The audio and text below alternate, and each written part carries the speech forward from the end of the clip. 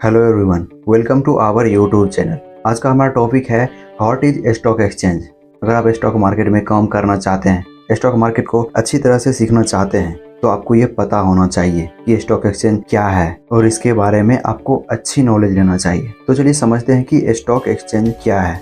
तो जब आपको किसी चीज़ को खरीदना होता है, जैसे कि फल, सब्जी, बुक्स इत्यादि, तो आप कहाँ जाते हैं? आप खोज मार्केट जाते होंगे और अपने ज़रूरतों को, सामान को खरीदते होंगे। ठीक उसी प्रकार अगर किसी व्यक्ति को किसी कंपनी का स्टॉक खरीदना होता है, तो वो इन दो तरीकों से खरीद सकता है। पहला तरीका है कि जब कंपनी अपने कंपनी का शेयर को पब्लिक में ऑफर करती है, यानी कि आईपीओ के रूप में उसे बेचती है, तब कोई व्यक्ति उस कंपनी का शेयर को खरीद सकता है। और याद रखिएगा कि कोई भी इन्वेस्टर आईपीओ को खरीदते समय सिर्फ उस कंपनी का शेयर को खरीद सकता है, उसके शेयर को बेच नहीं सकता है। इसे प्राइमरी मार्केट भी कहा जाता है। और दूसरा तरीका है कि स्टॉक एक्सचेंज में जाकर अपने स्टॉक को एक्सचेंज करना, यानी कि जो व्यक्ति आईपीओ के रूप में किसी कंपनी का शेयर खरीदा होगा, वह स्टॉक एक्सचेंज में जाकर अपने स्टॉक को एक्सचेंज कर सकता है, यानी कि उसे बेच सकता है।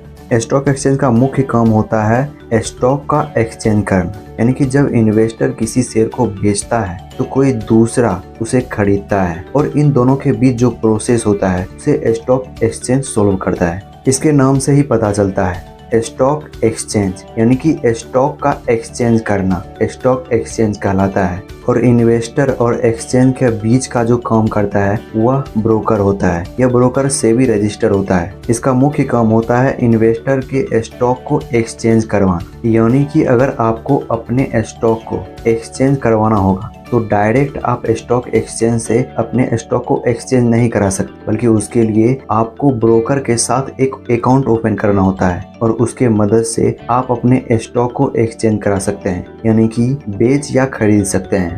ये बिल्कुल एक बैंक के तरह ही होता है, यानी कि अगर किसी व्यक्ति को अपना बैंक अकाउंट खुलवाना होता है तो वो डायरेक्ट आरबीआई में जाकर अपना अकाउंट नहीं खुलवा सकता, बल्कि उसके रजिस्टर्ड अकाउंट में खुलवा सकता है, जैसे एसबीआई, एचडीएफसी, एटीसी, इस तरह के पब्लिक बैंक में अपना अकाउंट खुलवाता है। ठीक उसी प्रकार स्टॉक एक्सचेंज में काम करता है। आप डायरेक्ट उसमें अपना शेयर को एक्सचेंज नहीं करा सकते, बल्कि इसके लिए आपको ब्रोकर के साथ एक अकाउंट ओपन करवाना होता है, तब जाकर आप अपने शेयर को एक्सचेंज करवा सकते हैं। और इसे सेकेंडरी मार्केट भी कहा जाता है। अगर सिंपल भाषा में कहा जाए कि स्टॉक एक्सचेंज क्या है, तो स्टॉक एक्सचेंज एक मार्केट है जहां पर कंपनी का बॉन्ड्स, स्टॉक्स, डिविडेंड उपस्थित होता है और वहां पे जाकर इन्वेस्टर उसे खरीद सकता है। इंडिया में मुख्य दो स्टॉक एक्सचेंज है, एनएससी यानी कि नेशनल स्टॉक एक्सचेंज, बीएससी यानी कि बॉम्बे स्टॉक एक्सचेंज। एनएससी की स्थापना 1992 में किया गया था और बॉम्बे स्टॉक एक्सचेंज की स्थापना